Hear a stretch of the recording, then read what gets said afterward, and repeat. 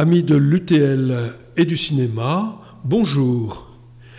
Nous sommes en présence de Odile et Thomas qui va nous présenter sa chronique Passion Cinéma et nous parler de deux films qui vont passer très prochainement sur la TNT, sur la télévision.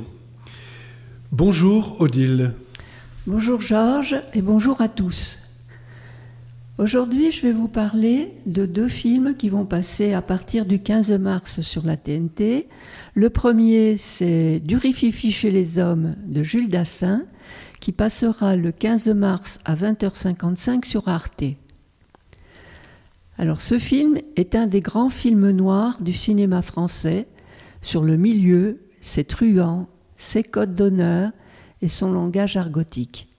Il a été tourné en 1955 par Jules Dassin, exilé en France pour fuir le macartisme.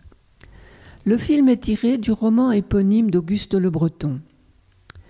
Ce film qui réunit dans une belle ambiance de noir et blanc de grands acteurs de l'époque, tels que Jean Servet, Robert Manuel, Karl Menner, Robert Hossein, Magali Noël et bien d'autres, est un chef-d'œuvre du genre et contient une scène de culte sur le cambriolage d'une grande bijouterie de la rue du Louvre à Paris. Sorte de classique parmi les classiques du film noir, c'est avant tout la mise en scène somptueuse et le casting qui donnent toute sa dimension au film.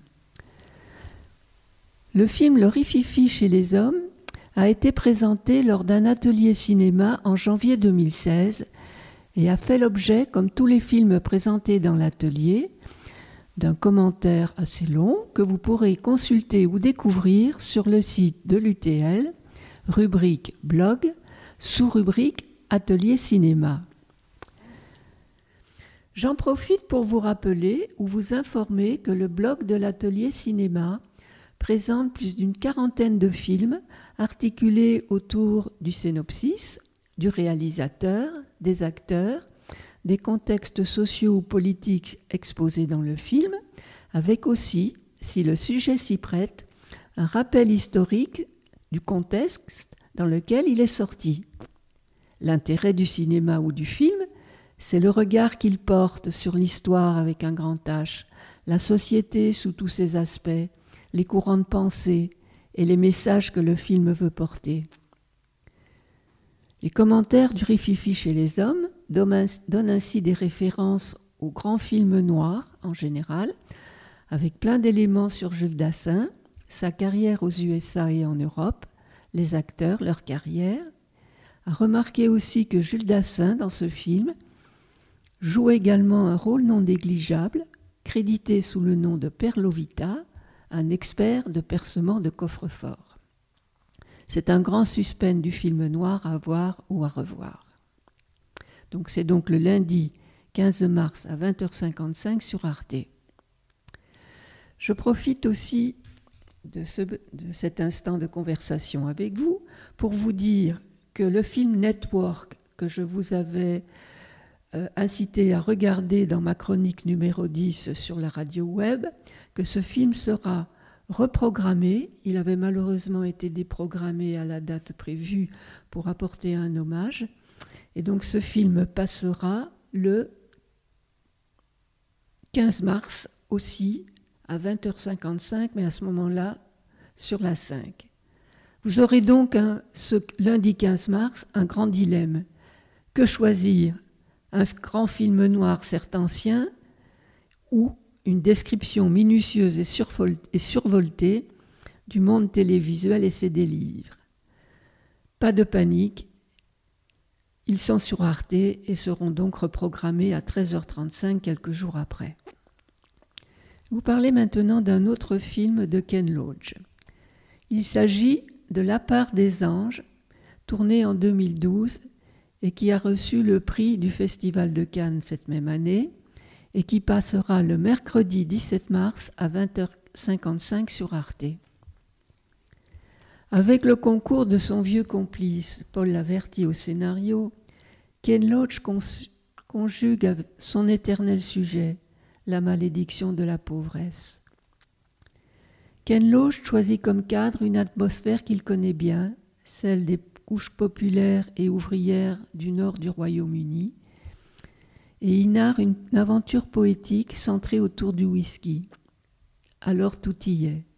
La réalisation aux petits oignons, avec de très belles images, des dialogues hauts en couleur et des personnages attachants. Le synopsis du film raconte l'histoire à Glasgow de Robbie, tout jeune père de famille, mais constamment rattrapé par son passé de petit délinquant.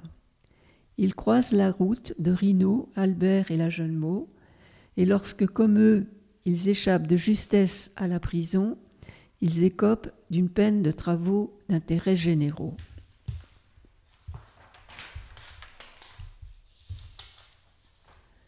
Henri, l'éducateur qu'on leur a assigné, devient alors leur nouveau mentor en les initiant secrètement à l'art du whisky.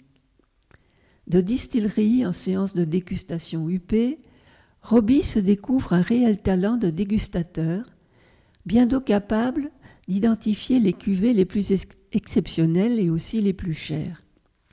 Avec ses 3 compères, Robbie va-t-il se contenter de transformer ce don en arnaque, une étape de plus dans sa vie de petit délit et de violence, ou un avenir nouveau, plein de promesses? Seuls les anges le savent. Alors je vais vous faire un petit rappel sur la part des anges. L'expression « la part des anges » remonterait au XVIIIe siècle avec le curé de Segonzac, petite commune près de Cognac en Poitou-Charentes, qui avait offert une bouteille de cognac à son évêque, et l'évêque avait été surpris de voir qu'il manquait quelque chose dans la bouteille. L'expression « la part des anges » est bien connue dans l'univers des vins et spiritueux, et particulièrement dans les chais. En effet, c'est une manière poétique pour parler du phénomène d'évaporation qui se produit lors du vieillissement d'un alcool dans un fût.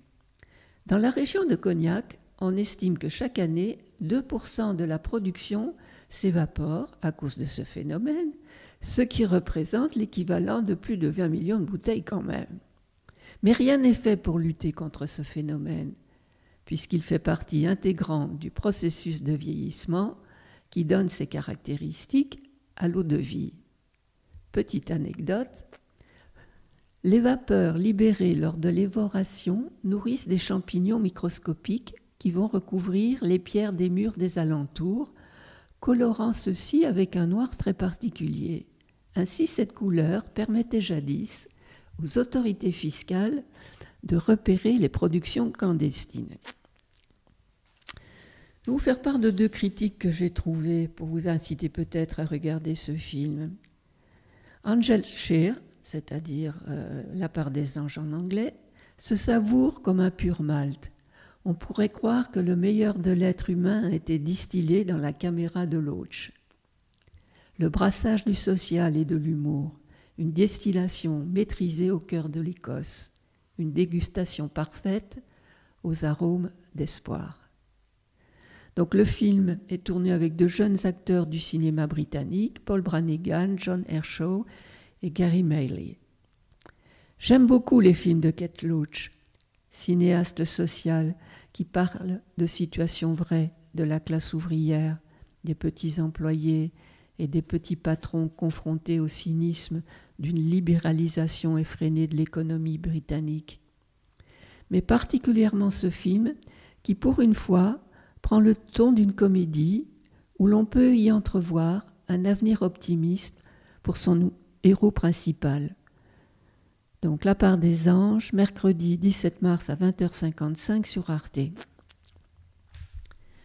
Je voulais vous parler encore d'autre chose, d'un autre film que je n'ai malheureusement, faute de temps, pas pu vous présenter puisque je n'ai pas fait de chronique la semaine dernière.